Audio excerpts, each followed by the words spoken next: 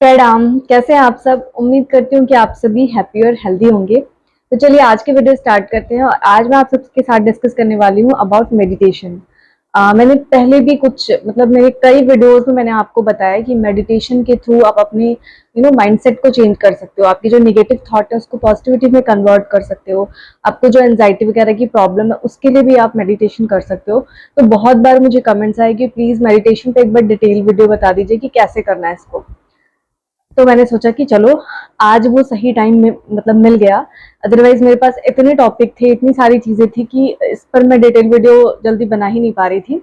तो आज वो टाइम मिल गया। मैंने सोचा आज मैं आपको मेडिटेशन के बारे में बताऊंगी कि कैसे करना है, क्या करना है, क्यों करना है। तो ज्यादा डिले नहीं करते हुए चलिए वीडियो में आगे बढ़ते हैं। तो सबसे पहले ना, मेडिटेशन के लिए आपको क्या चाहिए? अगर आप सोच रहे हैं कि आपको मेडिटेशन करना है कल से या आज से ही, कल से क्यों, आज से ही, क्योंकि सो आज करे सो अब, तो ठीक है, आप अभी भी कर सकते हो मेडिटेशन। बट मेडिटेशन के लिए सबसे पहली शर्त है कि हमको एकदम पीसफुल एनवायरनमेंट चाहिए, जहाँ शोर शराबा ना हो। आप किसी ऐसे मेट्रो सिटी में रह रहे हो और आपका घर ऐसी जगह पे एकदम पॉश एरिया में है जहाँ पे कि आए दिन जो है गाड़ियां जा रही हैं और वहां बैठ करके आप मेडिटेशन नहीं कर पाएंगे। जहाँ दिन रात गाड़ियां चल रही हैं, गाड़ियों का शोर आ रहा है, ऊपर से प्लेन जा रहा है, वहां पर आपका मेडिटेशन नहीं हो पाएगा, बिकॉज आप ना कंसंट्रेट ही नहीं कर पाएंगे। दूसरी चीज है कि आप सबसे पहला, हाँ, तो ये है, हो गया ना कि आपको ऐसी जगह खोजना है। पूरे घर में एक ऐसा रूम ढूंढ लीजिए जहाँ पे कि बिल्कुल शोर ना आता हो। अ, ऐसी जगह पे आप नहीं, वैसे तो खुले में करना चाहिए, अच्छा रहता है मेडिटेशन। बहुत अच्छी फीलिंग्स आती है अगर आप घर के टेरेस पर, छत पर, बालकनी में या फिर लॉन में, पार्क में जाकर के करते हो, दैट इज मोर बेनिफिशियल, और अच्छा अच्छा फील होता है। लेकिन अगर आप वहां नहीं जा पाते हैं तो अपने घर में एक एकांत का कोना कोई ऐसा ढूंढिए जहाँ पे कि शोर शराबा ना आता हो। और आप बस, अगर आप स्टार्टिंग कर रहे हैं तो मैं आपको बता रहा हूँ, आप कंफर्टेबल पोजीशन में बैठ जाइए। अगर आप जमीन पर नहीं बैठ पाते हैं, नो प्रॉब्लम, आप सोफे पे बैठिए। ठीक है, ऐसी कोई शर्त नहीं है कि आप जमीन पर बैठ करके ही मेडिटेशन करेंगे। आप बेड पर बैठ के भी कर सकते हैं, आप सोफे पर भी बैठ करके कर सकते हैं, कोई प्रॉब्लम नहीं है। आप लेट करके भी कर सकते हैं, आप बैठ करके भी कर सकते हैं, बट आप कंफर्टेबल होने चाहिए। ऐसा ना हो कि आपको मेडिटेशन के बीच में अनकंफर्टेबल फील होने लगे। तो ये है पहली शर्त। दूसरी शर्त, पहली तो एक एकांत प्लेस चाहिए, दूसरा आपको कंफर्टेबल पोजीशन चाहिए। तीसरा, अब आपको अपनी आंखें जो है वो क्लोज करनी है और भांति करते हैं ना, उसी तरीके से आपको पहले सांसों को अंदर खींचना है, इस तरीके से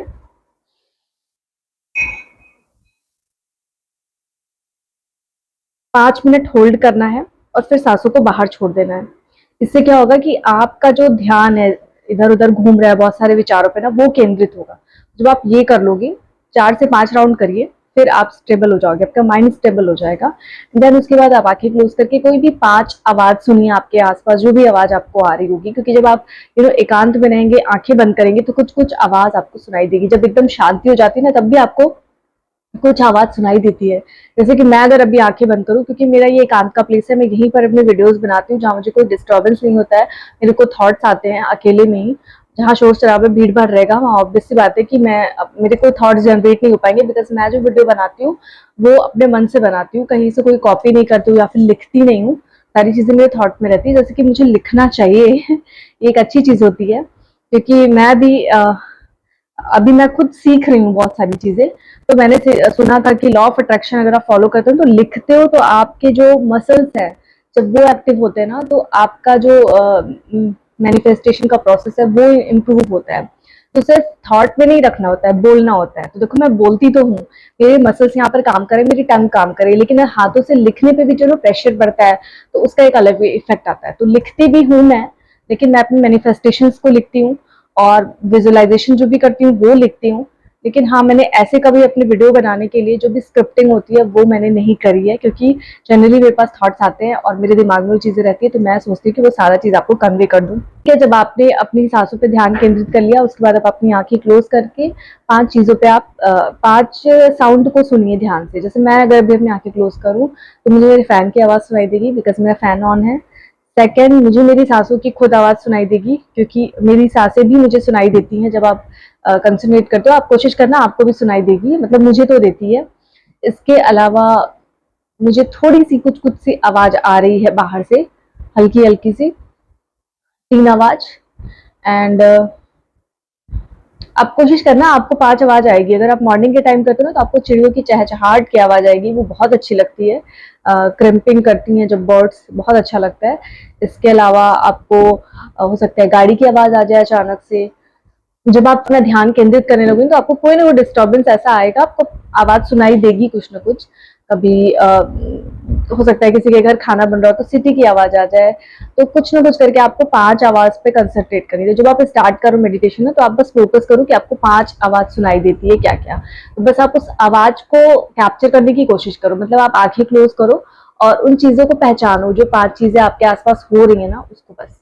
और अपने माइंड को इधर उधर कहीं भी मत जाने दो। अचानक से आपके माइंड में थॉट्स आ जाएंगे, जो भी आपकी प्रॉब्लम चल रही है, आपकी लाइफ में जो भी टेंशन चल रही है, अचानक से आपके माइंड में वो थॉट्स आ जाएंगे और वो डेवलप होने लगेंगे कि अरे ऐसे हो रहा है, वैसे हो रहा है। बट आपको उधर नहीं जाना है, आपको तुरंत स्विच कर देना है। स्टार्टिंग में आपको प्रॉब्लम होगी, 1 हफ्ते 2 हफ्ते आप इस तरीके से करिए ना कि आप अपने थॉट्स को ना इंस्टेंटली कन्वर्ट करिए पॉजिटिविटी में। और जो भी नेगेटिव थॉट्स आ रहे हैं ना, उनको पॉजिटिव वे में लीजिए। उनको बोलिए कि नहीं, ये सब हमारे कर्मा है और हमारे कर्मा का रिजल्ट मुझे मिल रहा है। सब कुछ ईश्वर की मर्जी से हो रहा है, सब कुछ यूनिवर्स के द्वारा हो रहा है और मुझे इस चीज को एक्सेप्ट करना है। सबसे बड़ी प्रॉब्लम है एक्सेप्ट ही नहीं कर पाते हम चीजों को, और इसीलिए अपनी प्रॉब्लम में इतने उलझे रहते हैं। एक्सेप्ट करना सीखिए, दैट इज वेरी इंपॉर्टेंट। तो सबसे पहले अगर आप मेडिटेशन स्टार्ट कर रहे हैं, देन ये करिए। इनको फॉलो करती हूँ, तो उनके भी छोटे छोटे मेडिटेशन के हैं। आप चाहे तो मैं लिंक आपको दे दूंगी। तो उसमें भी यही है क्या कि आप अपनी आंखें क्लोज करते हो और अपनी थर्ड आई यहाँ पर अपना ध्यान केंद्रित करते हो। एंड आप ऐसा बोलती हैं बीके शिवानी दीदी कि आपका शरीर एक तारा है, मतलब एक सोल है। सोल मतलब क्या? एक एनर्जी, एक रोशनी है। वो रोशनी ब्रह्मांड में कहीं दूर जा रहा है, ठीक है। दूर मतलब कहाँ जा रहा है? हम कहाँ सुनते हैं कि आकाश के ऊपर भी कोई दुनिया है? यूनिवर्स का जगह कहाँ है? यूनिवर्स कहाँ है? वैसे यूनिवर्स तो हर जगह है, लेकिन यूनिवर्स को हमने ऐसा, मतलब आप कहीं भी सोच सकते हो, it's all upon your thoughts कि आप सोच सकते हो कि कहाँ है। तो मैं तो ऐसे ही सोचती हूँ कि यूनिवर्स आकाश के भी ऊपर कहीं है। तो जब आप ध्यान केंद्रित करते हो, तो आकाश के ऊपर आपको खूब सारे तारे दिखाई देते हैं और वहीं जाकर के ओम ओम शब्द आपको दिखाई देगा। मेडिटेशन में ओम की बड़ी पावर है। आप ओम बोल करके भी स्टार्ट कर सकते हो मेडिटेशन। तो ओम शब्द में आपकी जो सोल है, आपकी जो एनर्जी है, वो जाकर के वहां पे मिल रही है, ऐसा आप देख रहे हो। अपने आप से बोल रहे हो कि आ, मैं सभी बातों को यहाँ पर विराम देती हूँ। मुझसे किसी ने जो कुछ भी कहा, मैंने जिसको जो कुछ भी कहा, मैं सबको माफ करती हूँ। और मैं बहुत खुश हूँ, मैं बहुत हैप्पी हूँ। या फिर आप फील कर सकते हो कि आप बहुत सुंदर बगीचे में एकदम हरियाली में हो। जैसे कि अगर आपको किसी एंजाइटी फील होती है किसी चीज से लेकर के, तो उससे बचने के लिए ये है कि आप फील करो कि आपको जो जगह पसंद है। अगर आप पहाड़ों पे घूमना पसंद करते हो या फिर हरियाली वाली जगह पे घूमना पसंद करते हो, तो आप जस्ट इमेजिन करो कि आपकी जो सोल है वो वहां पर गई है। आप सोल को भी मत, अगर इमेजिन नहीं कर पा रहे हो, खुद को इमेजिन करो कि आप विजुलाइज करो कि आप वहां पर हो। आपको कोई टेंशन नहीं लाइफ में, कोई स्ट्रेस नहीं है। मतलब आप फोकस करो कि आप प्रेजेंट मोमेंट में वहां हो और बहुत खुश हो। बस इतना ही आपको करना है। अपने माइंड को कुछ देर के लिए वहां पे कंसंट्रेट करना है, मतलब कि अपने माइंड को फोकस करना है बेसिकली। और जो भी निगेटिव विचार आ रहा है उनको कन्वर्ट करना है, और बस वो 5 मिनट आप निकाल लीजिए अपने लिए। उसके बाद देखिए आपकी लाइफ कैसे चेंज होती है।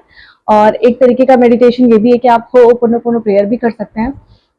अगर आपको कुछ भी समझ में नहीं आ रहा है, आप 5 साउंड कैप्चर करिए। उसके बाद आप मन ही मन आप इमेजिन करिए यूनिवर्स जहाँ भी हो आपके आसपास। आप ऐसे इमेजिन करिए कि आप यूनिवर्स के पास जा रहे हैं, आप यूनिवर्स से बोल रहे हैं कि आई एम सॉरी, मैंने बहुत गलतियां की हैं, मुझसे बहुत सारे गलत काम हुए हैं, प्लीज मुझे माफ कर दीजिए। और मुझे पता है आप मुझे जरूर माफ करेंगे। पूरी फीलिंग के साथ बोलिए, मतलब सिर्फ बाहरी बाहरी से नहीं बोलना है, अंदरूनी तौर पर भी आपके अपने शरीर को डिटॉक्स करना है, ठीक है। तो please forgive me, thank you so much, मुझे पता था आप मुझे जरूर माफ करेंगे, and I love you so much, मैं आपसे बहुत प्यार करती हूँ। तो इस तरीके से आपको बोलना है ये सेंटेंसेस। और ये बोलते बोलते आप कब आपका टाइम निकल जाएगा ना, आपको पता ही नहीं चलेगा।